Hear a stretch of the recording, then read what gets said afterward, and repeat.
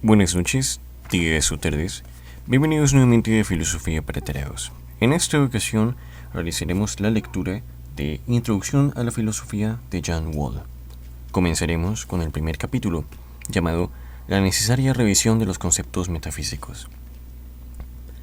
A fin de precisar qué cambios hayan de hacerse en los conceptos de la metafísica, será bueno examinar brevemente su historia y advertir cómo algunos han sufrido diferentes modificaciones en diversos momentos, mientras que otros han permanecido relativamente sin cambiar.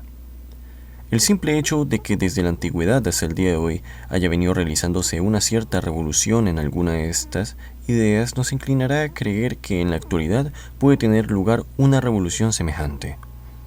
Por otra parte, hablaremos de hacernos cuestión de la validez de aquellos conceptos que han llegado sin cambios hasta nosotros, pues quizá deban cambiar también ellos. Así, consideraremos tanto el hecho del cambio cuanto el hecho de la permanencia como signos de la necesidad de una revolución en nuestras ideas. Los presocráticos, tratando de determinar la sustancia de las cosas, no distinguieron claramente entre lo material y lo espiritual. Lo que es seguro es que el lenguaje que usaban estaba lleno de términos referentes a la materia. Tales, por ejemplo, identificaban la sustancia de las cosas con el agua y Anaxímenes con el aire. Fue principalmente por obra de los pitagóricos como se colocó a una luz más clara el problema de la sustancia. Para ellos no era la sustancia de las cosas ni el agua ni el fuego, sino el número, algo que a nosotros nos parece muy abstracto.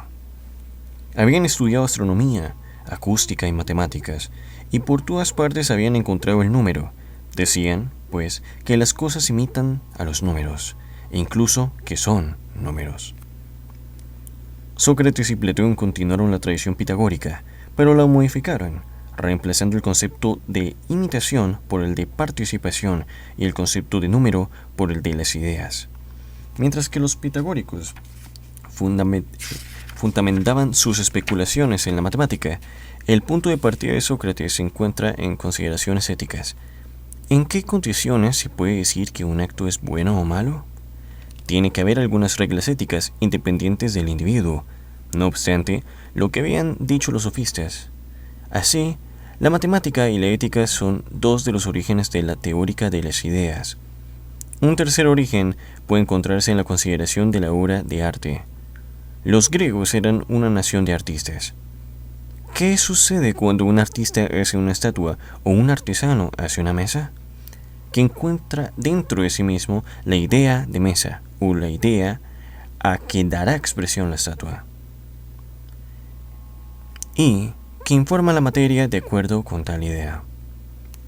El demiurgo de Platón, y la palabra quiere decir artesano, contempla las ideas a fin de organizar el mundo. De esos tres orígenes de la teoría de las ideas, la matemática, la ética y el arte, ¿cuál es la más fundamental? Los pitagóricos habrían dicho que la matemática. Algunos sabios dirían que la ética. Nosotros diríamos más bien que el arte. Pero la cosa no importa. Tres actividades humanas, las tres admirables, son el origen de la teoría de las ideas, que es una especie de metáfora que expresa la estructura del mundo en términos de tales actividades.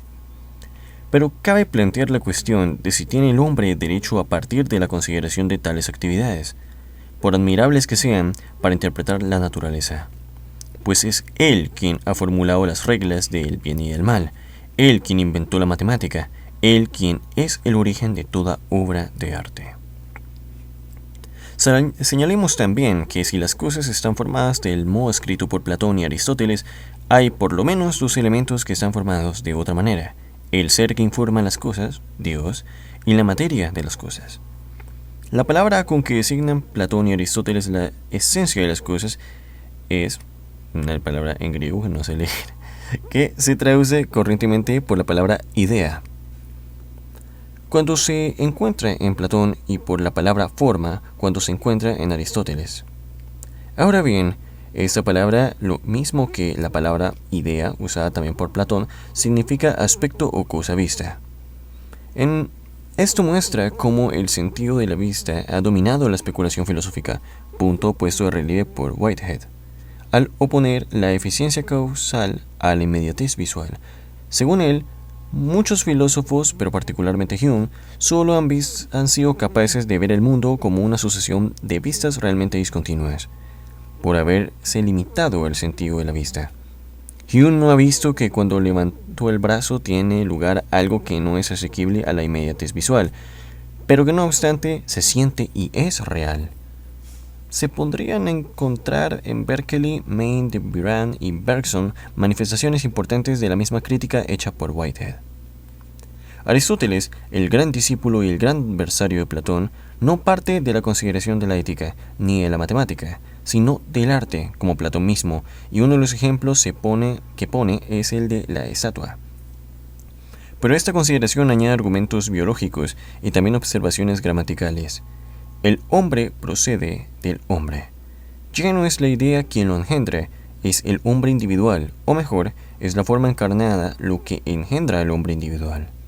Además, la lógica, o más exactamente la gramática, nos enseña, según Aristóteles, que en una proposición hay siempre un sujeto y un atributo. Al decir esto, nos revela Aristóteles uno de los más profundos orígenes del concepto de sustancia. De hecho, los dos filósofos que con mayor energía habían puesto de relieve la idea de sustancia, Aristóteles y Leibniz, han ligado esta idea con su teoría lógica. Para Platón, el atributo era la sustancia. Para Aristóteles, era más bien el sujeto lo que era la sustancia, pero el sujeto ligado con algún atributo. Como llegó a verlo Platón mismo, su teoría de las ideas, tal como se la presentaba en sus obras hasta la República, inclusive, no era totalmente satisfactoria, por lo que tenía o que volver al pitagorismo o que transformar su teoría entera. Y de hecho, ensayó ambas vías. Por lo que respecta a Aristóteles, planteó el problema de la sustancia en términos admirablemente claros, pero no fue capaz de resolverlo, pues cuando dice que la forma es una sustancia, recae en la solución platónica. Por otra parte, no puede lógicamente decir que la sustancia es la materia. Y cuando dice que la sustancia es la unión de la materia y de la forma, esta solución, que es la que parece preferir, resulta ambigua o desemboca en una simple tautología, como la que de Sócrates es Sócrates, puesto que Sócrates es una unión de materia y forma. La misma palabra, en griego, por cierto, usada por Platón y Aristóteles, la usa también Demócrito, uno de los adversarios de la clase de filosofía profesada por aquellos. Demócrito llama a su átomo un aspecto, una cosa vista.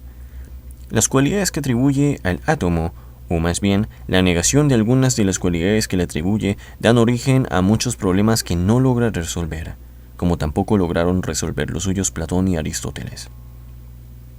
Hasta aquí hemos considerado ciertos rasgos de la especulación filosófica que han permanecido sin cambiar hasta el presente.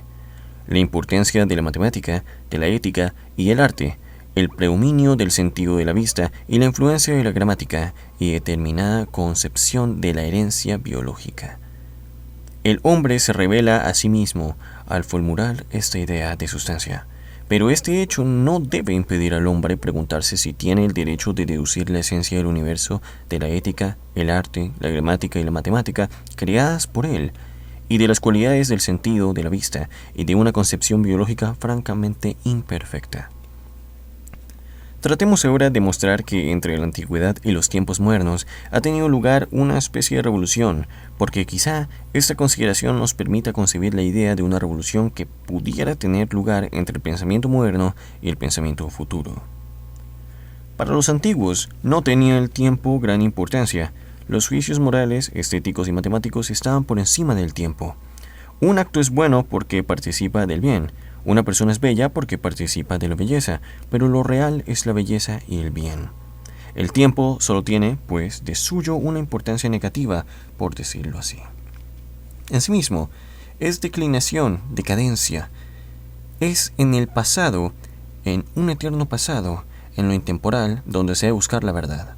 Más aún, este tiempo que es en sí mismo decadencia, incurre en una decadencia cada vez mayor, y aunque cabe citar algunas bellas líneas de Esquilo o Lucrecio sobre el progreso, y especialmente sobre un progreso futuro indefinido, la idea de progreso no es una de las que dominaron el pensamiento de la antigüedad.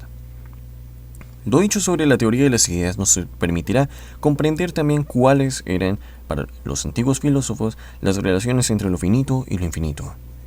Los griegos gustaban de ver al sol jugar sobre las cosas, perfilar con sus rayos las nítidas estructuras de sus templos. Para ellos era lo finito superior a lo infinito. Un tercer rasgo que diferencia el pensamiento moderno del antiguo es la importancia concedida al mal. Para Sócrates es el mal una pura negación. Procede de la ignorancia y nadie obra voluntariamente de mala manera. Para el pensamiento hebreo y cristiano, por el contrario, tiene el mal una realidad positiva. Además, mientras que para Platón, según el Fedón, el alma participa de las ideas y trata de asimilarse a ellas, y en el Timeo el alma del demiurgo mira a las ideas, en la filosofía moderna, como observó Bergson, hay por el contrario una tendencia a situar el alma por encima de las ideas. En la filosofía antigua, contempla el alma las ideas. La filosofía moderna tiende a concebir el alma, en algún sentido, como lo fue, fuente de las ideas. Ahora bien, todos estos cambios están relacionados con un gran acontecimiento histórico, el orto del cristianismo. Es el cristianismo quien concede tanta importancia al tiempo, presentándole al hombre el espectáculo de un tiempo que se dirige, por decirlo así, a su propio centro, el instante en que lo infinito se hizo finito al encarnarse Dios mismo entre los hombres. En relación a este instante cobra cada cosa su significación. De hecho, exceptuando un pasaje del Parménides de Platón sobre el instante y algunas líneas de Píndaro y de los poetas trágicos, el primer pensador que se ve en el tiempo un problema es San Agustín.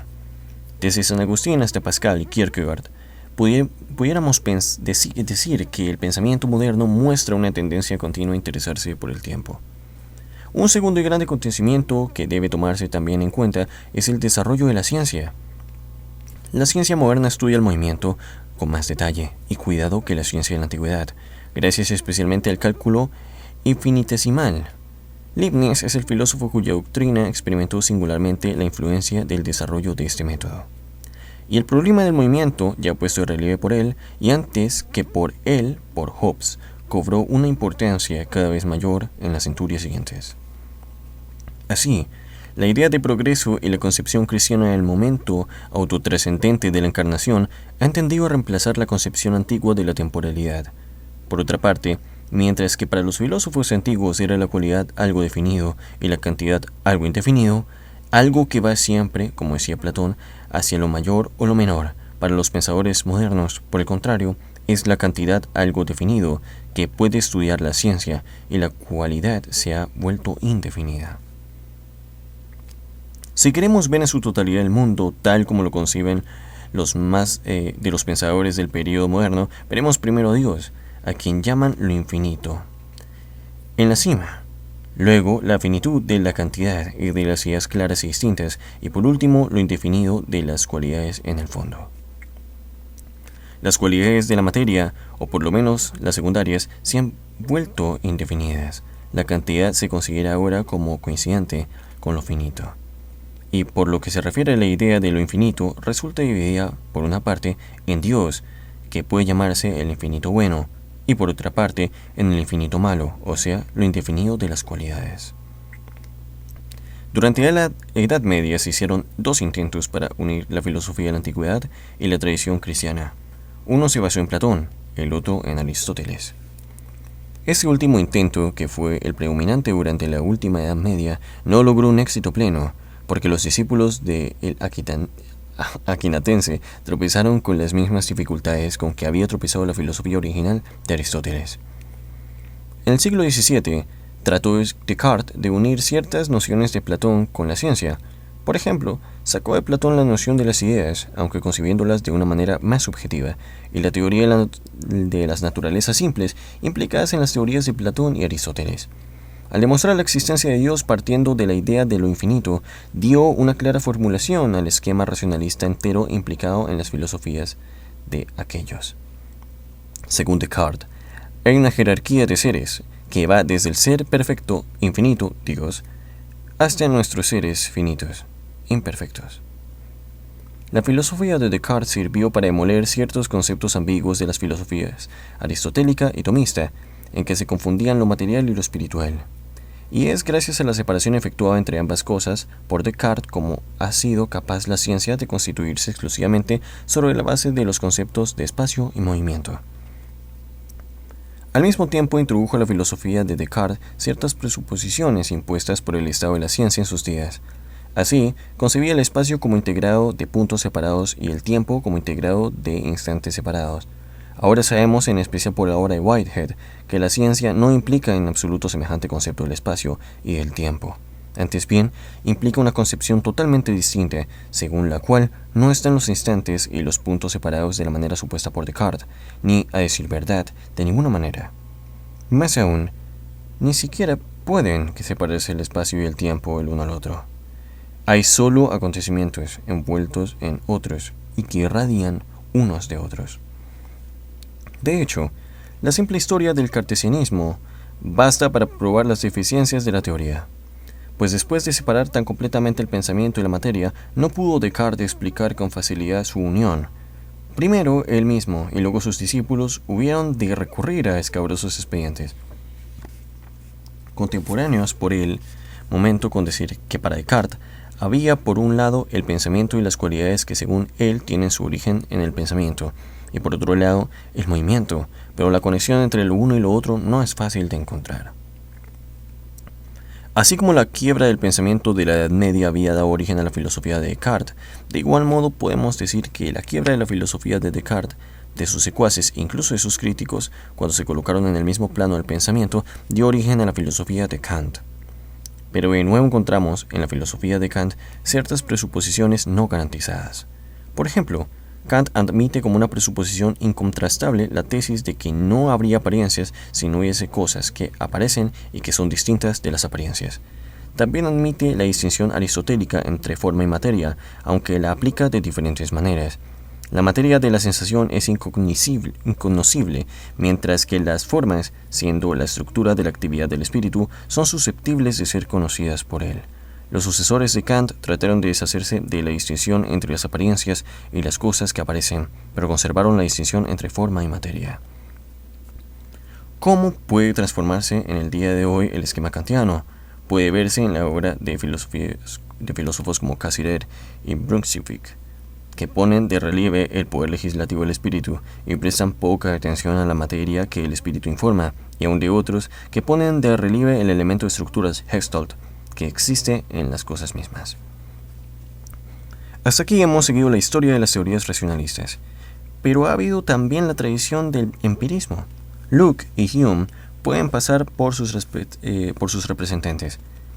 Sin embargo, puede plantearse la cuestión, y ha sido realmente planteada por William James, de si dichos pensadores fueron bastante empíricos, pues en la experiencia solo veían los términos que concebían como inconexos y no prestaron bastante atención a las relaciones, a las transiciones entre los términos. La fuerza de los racionalistas, sus adversarios, estriba en el hecho de que ponen de relieve precisamente estas relaciones. Hemos alcanzado ahora un punto en el que, por una parte, el desarrollo de la ciencia, que muestra por todos lados lo inadecuado de los antiguos esquemas del espacio, el tiempo y la causalidad, y por otra parte, el desarrollo de la psicología de la Gestalt y el psicoanálisis, con su idea de una superdeterminación, nos hacen comprender que hay que encontrar nuevas maneras de pensar. Los principios clásicos se han desvanecido, las estructuras han saltado en pedazos.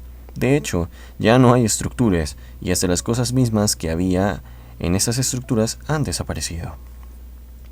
Nos encontramos, pues, frente a una maraña de fenómenos, de que las filosofías clásicas no nos dan ni idea. Estamos en presencia de una tierra de nadie, incluso de una tierra para la que no hay palabras. En el descubrimiento de estos nuevos reinos del pensar pueden ayudarnos ciertos poetas y pintores.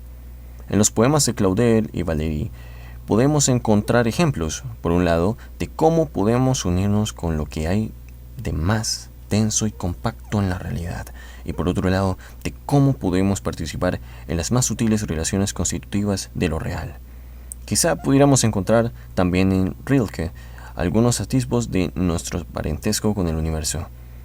Un poeta como Shelley nos da una idea de la función de la permanencia y el cambio, dos cosas que, según ciertos pasajes de Platón, deseamos guardar como niños que quieren cosas incompatibles. Pintores como Cézanne pueden ser también nuestros maestros. Pero también los filósofos pueden tener algo que decir. Hemos mencionado ya la psicología de la Gestalt, que pone en relieve las formas y las estructuras y el psicoanálisis. En la filosofía misma, Brunswick y Bachelard y los fenomenólogos pueden darnos algunas vislumbres de esta realidad fugitiva. Más que nadie, Husserl y Heidegger, que retrotraen, por decirlo así, al pensamiento humano, al mundo al que pertenece, que nos enseñan a ir más allá de la distinción entre el sujeto y el objeto, y a alcanzar un momento que es anterior al juicio, continuando de hecho un movimiento ya visible en James y Bergson. Puede hacer importantes aportaciones a lo que pudiéramos llamar esta futura filosofía. Husserl ha puesto de relieve lo que llama la intencionalidad del pensamiento. El pensamiento está siempre dirigido hacia aquellas cosas que no son el mismo. Berkeley ha dicho que solo hay conocimiento de las ideas, pero con más razón pudiéramos decir que solo hay conocimiento de aquellas cosas que no son ideas. El cogito remite siempre a algo. Wallenbranch había visto que no se puede abstraer el cogito del cogitatum, y Kant avanzó un poco más en la misma dirección.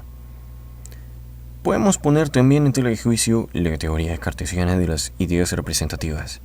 James ha señalado que los pensamientos son las cosas mismas, simplemente en un nuevo contexto. Exactamente como podemos decir que las cosas existen, pudiéramos decir que los pensamientos existen. En ese sentido, las representaciones existen, pero no representan nada. Veremos también que la crítica de la causalidad hubo de tener alguna repercusión sobre la teoría del conocimiento, como ha mostrado Dewey y Price, y también sobre la solución del problema de la unión del alma y el cuerpo. Según Descartes, realidad material era exclusivamente el espacio uno, infinito e indefinido.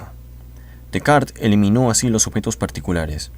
Husserl ha mostrado que debemos admitir incluso esta experiencia de los objetos en su valor aparente.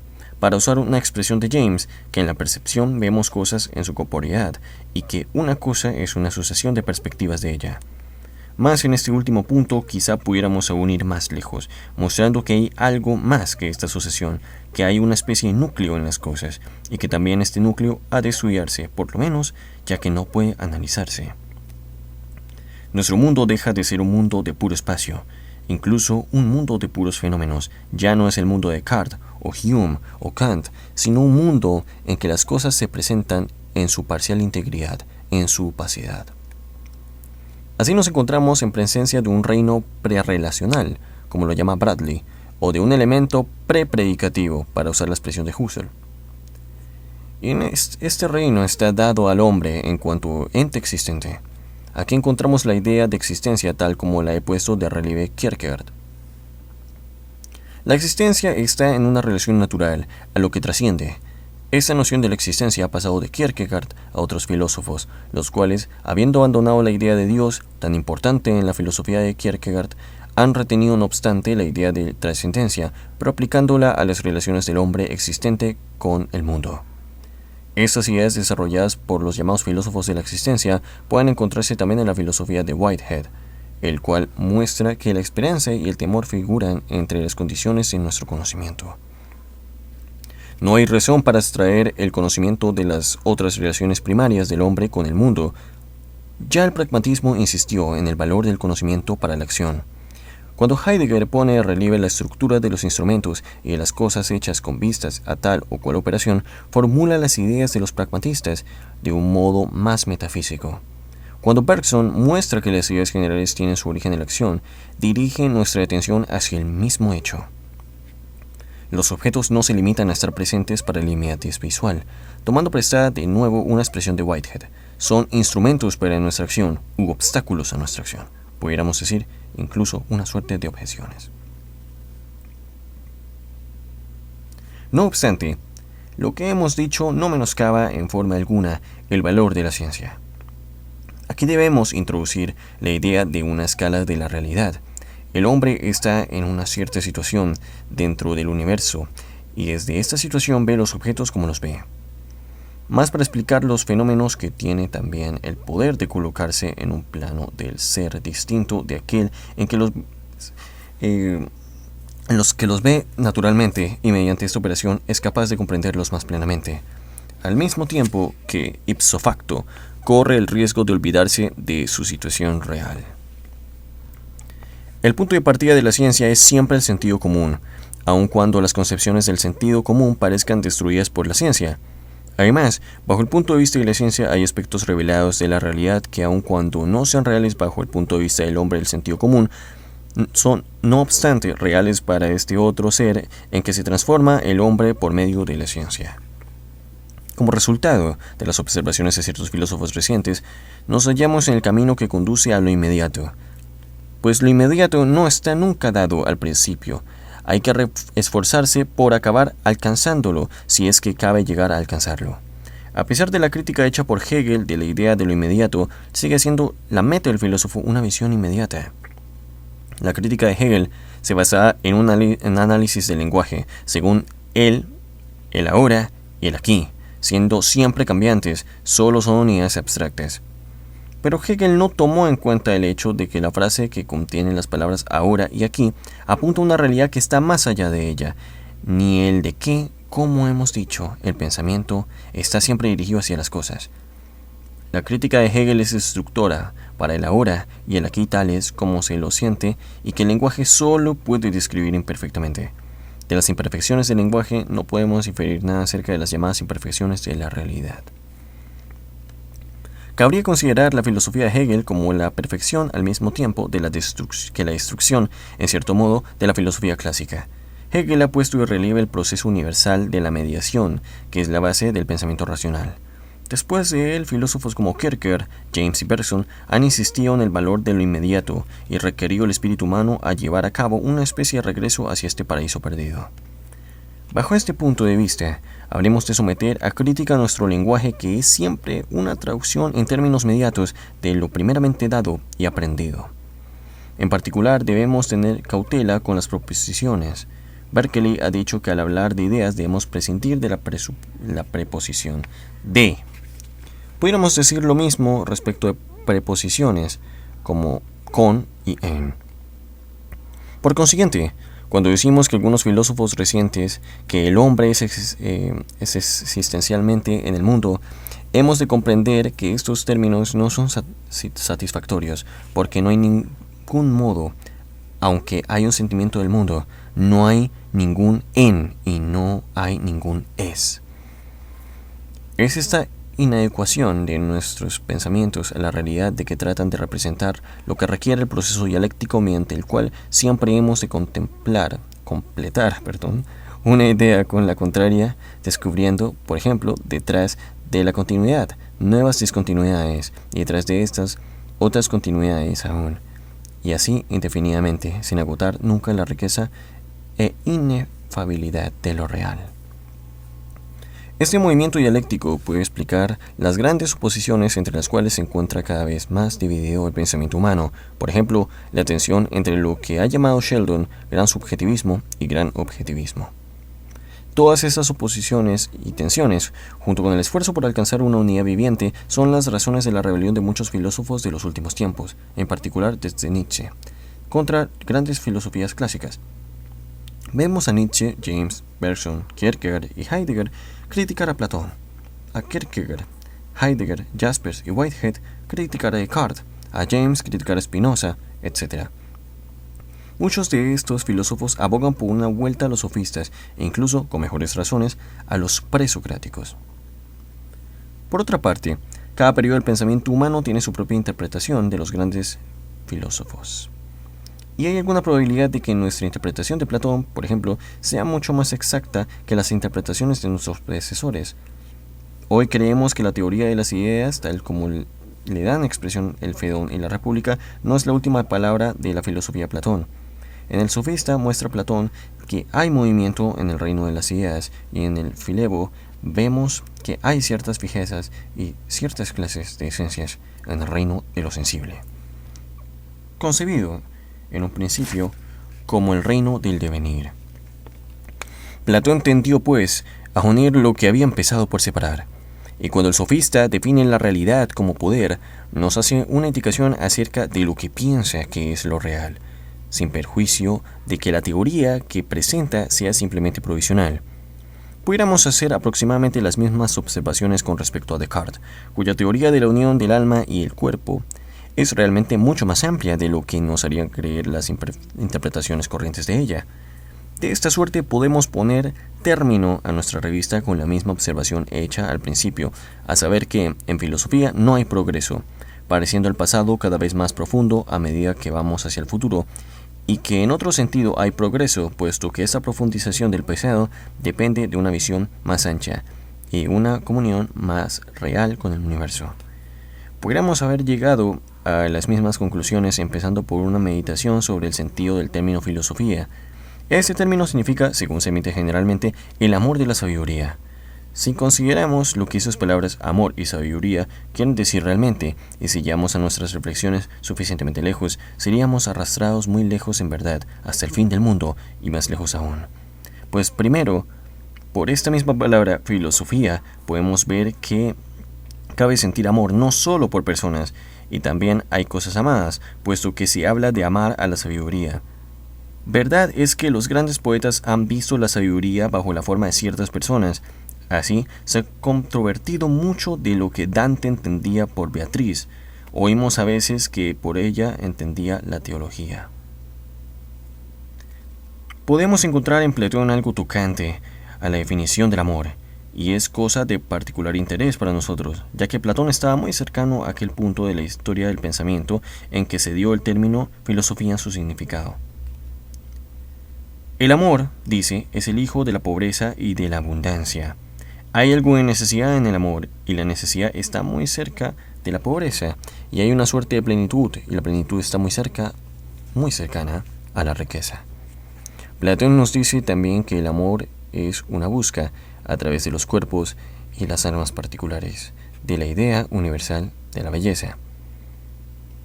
Mas, ¿qué quiere decir la segunda parte de la palabra filosofía? ¿Qué se entiende por sabiduría?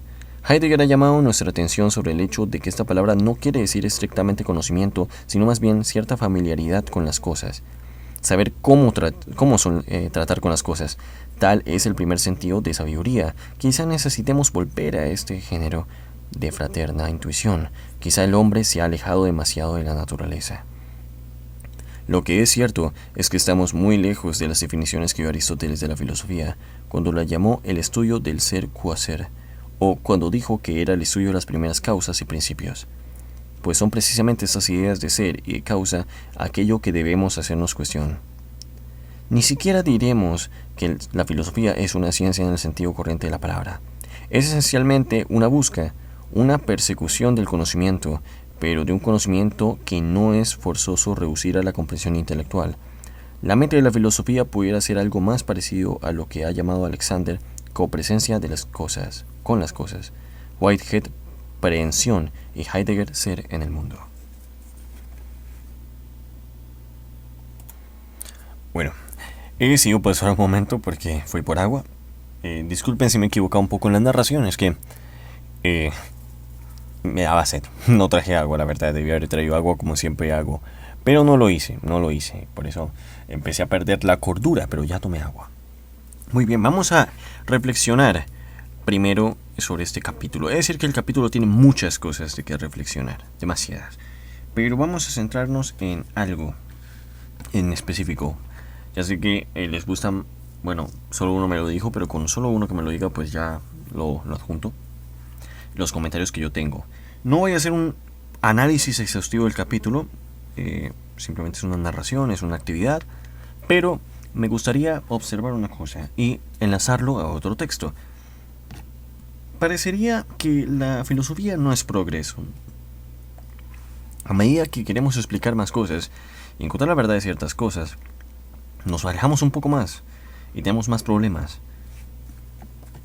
El profesor Carlos Masmela, de la Universidad de Antioquia, escribió un libro llamado Retroceso, Retorno y Paso Atrás en la Filosofía, Hegel, Nietzsche y Heidegger. Este libro, más allá de ser extremadamente complejo, nos demuestra una tesis fundamental. Parece que la historia de la filosofía va al revés, va contrario. Siempre volvemos atrás, siempre retomamos a los clásicos, siempre volvemos a Grecia, siempre volvemos a los sofistas, siempre volvemos a los presocráticos, siempre volvemos a los estoicos en cuanto a lógica, en cuanto a ciertas cosas, siempre volvemos a Aristóteles también. Son autores que no han sido superados como una visión progresiva de la ciencia y la filosofía, de que ya están en el pasado y hemos solventado las anomalías de sus filosofías al tipo de ciencia normal de Kuhn. No es así, hay una discontinuidad. ¿Por qué una discontinuidad? ¿Por qué hay un retroceso en la historia de la filosofía? Porque parece que en vez de avanzar, retrocedemos, siempre volvemos a las mismas cuestiones de antes, a los mismos problemas de antes que no se han terminado de zanjar correctamente. Esto ocurre en filosofía, pero no ocurre en ciencia, porque la ciencia y la filosofía no son la misma cosa, ¿vale? Hay gente que suele decir que la filosofía es la madre de todas las ciencias. Hay un problema aquí, la verdad, bastante, porque la filosofía, si bien dio lugar a la gran mayoría de ciencias que existen, por no decir que todas, ya no es la madre de todas las ciencias, porque la filosofía se ha alejado bastante de la ciencia. Podríamos decir que son empresas que se encargan de cosas distintas. La filosofía tiene sus propios conceptos. Por ejemplo, hay un montón de conceptos de filosofía que no se usan en ciencia, por lo cual no hay que relacionar a la filosofía en ese sentido con la ciencia. O sea, la ciencia tiene otro medio, entonces por eso no se le puede atribuir, por ejemplo, a la filosofía la ciencia normal de Kuhn, porque eso es para la ciencia, no para la filosofía. Pero en el sentido de la filosofía sí hay un retroceso, sí hay una clara contradicción, sí hay un retorno al pasado, a los clásicos, a los problemas. Entonces, en ese sentido, la historia de la filosofía que tanto hemos visto, que tanto hemos leído, no es progresiva, no es una especie de devenir progresivo que se perfecciona todo el tiempo. No, porque hay un montón de problemas y siempre utilizamos a los autores de antes. Esto, por ejemplo, a algunos científicos no les gustaba porque, pues, quedarnos en el pasado es no ver hacia el presente, supuestamente. Pero ¿qué pasa si hay un montón de cuestiones que no han sido zanjadas y que hemos visto intentos, tanto por Aristóteles, tanto por Platón, tanto por Descartes, tanto por Kant, tanto por Heidegger y demás filósofos que no han sido realmente resueltas? Y siempre tenemos que volver a retomar. Es la cuestión del filósofo. Cuando vemos que a pesar de todo lo que hemos aprendido, no tenemos una visión clara, toca retomar, toca hacer un retorno al principio de la filosofía y volver a partir de ahí. Por lo cual, en ese sentido, ese progreso de la filosofía no es lineal, es algo complejo, ¿no?, entenderlo. Y por eso recomiendo bastante este texto del profesor Carlos Masmena. Es complejo, he de decirlo. Por ejemplo, el libro de Jan Wall es bastante sencillito, es bastante cortito. De hecho, lo pueden encontrar en Busca Libre y en otras páginas. Busca Libre no me patrocina, pero pues ya es hora, ¿no? Yo lo compré en Busca Libre, entonces lo pueden comprar ahí. Es una edición bastante bonita, tiene la portada de la carita de Kierkegaard, es bastante bonito. Pero bueno, algún día haré una reseña o no sé. Pero bueno, a partir de solo este primer capítulo ya tenemos una tesis que, pues, el profesor Carlos Masmena aborda en una obra completa, que es el retroceso y retorno y paso atrás en la filosofía. Dice así: se piensa usualmente que los diferentes movimientos de la historia de la filosofía progresan cronológicamente de una manera lineal e irreversible, en la que los anteriores estadios son superados por los que siguen desde los antiguos griegos hasta el día de hoy. Esta representación corriente del acontecer histórico del pensamiento recibe una concepción equivocada tanto de la historia como del tiempo, desvirtuada por el quehacer propiamente filosófico en sus diversas manifestaciones históricas. En esta se destaca un movimiento inverso o contramovimiento cuyo avance hacia atrás ha sido asunto de reflexión en la filosofía griega, moderna y contemporánea. Heidegger anota al respecto: los filósofos no avanzan simplemente hacia adelante, no solo se presentan en el mismo sitio, sino que marchan hacia atrás. Hegel, Nietzsche y Heidegger, a través de sus respectivas concesiones del retroceso al fundamento, el eterno retornar de lo mismo y el paso hacia atrás, hacia lo impensado, inducen al autor a preguntar por su significado y a mostrar la posible conexión entre ellas, con lo cual busca arrastrar la inicialidad por pensar en la actualidad de la filosofía. Esa es la tesis fundamental de lo que ya hemos hablado, ese retorno, ese retroceso a los pilares de la filosofía. Siempre vamos hacia atrás. Por eso hay tantas obras de historia de la filosofía. No sé si ustedes saben que yo ya me he quejado muchas veces de esto aquí, pero hay 1000 libros de historia de la filosofía y toda la historia de la filosofía es igual. es igual, es lineal, trata de mostrar como una especie de... Bueno, no todos, habrá uno que sea diferente, ¿no? No quiero inducir aquí. Pero habrá uno que otro que pues sea diferente, pero la gran mayoría son lineales, son progresivos. Y la verdad, no sé, si por ejemplo yo solo tengo un libro de historia de la filosofía aquí, que es un manual, que es el manual de historia de la filosofía de Johann Fichte. Este pues es el único que tengo acá, no quiero más, porque hay un montón, les reitero, hay muchos libros de historia de la filosofía con un montón de enfoques, hay un montón de enfoques, hay uno hasta marxista también, que no, ese sí no lo recomiendo leer, tiene bastante prejuicio, bastante juicios de valor y pues para introducirse a la historia de la filosofía no, porque separa la historia de la filosofía en historia de la filosofía premarxista y postmarxista, como si fuese un punto de inflexión, un antes y después de Cristo, ¿no? Pero en fin, me he golpeado. Retomando a esto, hay que leer la filosofía de otra manera. No es recomendable leer la filosofía de manera progresiva, porque leerla de manera progresiva es leerla como si estuviésemos leyendo ciencia, y no estamos leyendo ciencia, estamos leyendo filosofía. No son lo mismo. Lamentablemente no son lo mismo, son muy diferentes. Y se tienen que leer de manera diferente. La filosofía está en todas partes, pero siempre volvemos atrás. Los románticos hacían lo mismo. Y actualmente estamos haciendo esto también. Algunos están viendo en el pasado algo a lo que hay que volver. Siempre terminamos regresando de alguna manera. Entonces la historia del pensamiento no se rige hacia adelante. Podríamos decir de alguna manera que se rige hacia atrás, en un retroceso. Entonces esto es para mí, de todas las reflexiones que hace este capítulo, la reflexión principal, el retroceso de la historia del pensamiento filosófico. Como digo, les recomiendo bastante el libro del profesor Carlos Masmela y sobre todo leer este capítulo del libro de John Wall. Lo leo porque sé que no está en PDF por ahí. Sé que mi lectura no es la mejor, yo sé que me equivoco en algunas partes, lo sé bastante. Es decir que algunas partes me he equivocado porque tengo una edición que no sé, tiene imperfecciones de la tipografía. Es como que a algunas partes no les ha alcanzado la tinta. Por ejemplo, me acuerdo de una parte que leí iba a decir paisajes de Platón, cuando eran pasajes, pero es porque la A y la S no estaban coloreadas con la tinta, estaba como borrosa, no sé, incompleta. Y yo estaba y me bugué el cerebro y la verdad no sé cómo proseguir. Pero nuevamente, recomiendo bastante la lectura de John Wall, primeramente, y luego reflexionar con el profesor Carlos Masmela, pues si ya se tiene cierta experiencia leyendo libros de filosofía un poquito más complejos. Es decir que lo único que no me gusta del libro del profesor Carlos Masmela, aquí haciendo una especie de reseña, y de los libros en general del profesor, es que a menudo coloca conceptos en griego que pues no los traduce. Pues yo no sé griego. Esto también lo hace John Wall. Ahí está unos de griego. Yo personalmente no sé griego. Hay un montón de filósofos que te van a decir, tú no puedes ser filósofo si no sabes griego. Bueno, te felicito, hermano, por haber estudiado griego, la verdad. Otros estudiamos otras cosas. Pero pues he recomendado, pero con esta advertencia de que hay ciertos términos y palabras en griego que pues quizá si no sabes griego, al igual que yo, pues no vas a entender. Y no se han tomado la molestia. Hay algunos autores que hacen lo mismo, pero en alemán. Tengo un colega con un amigo mío, realmente. Más que colegas, amigo. Porque no estamos en la misma carrera. Ni en el mismo ámbito. Pero nos quejamos bastante de eso. Entonces, esto ha sido todo. Mi reflexión. Aquí tienen mi reflexión. Aquí tienen mi comentario. Yo sé que pues a algunos les gusta, a algunos no.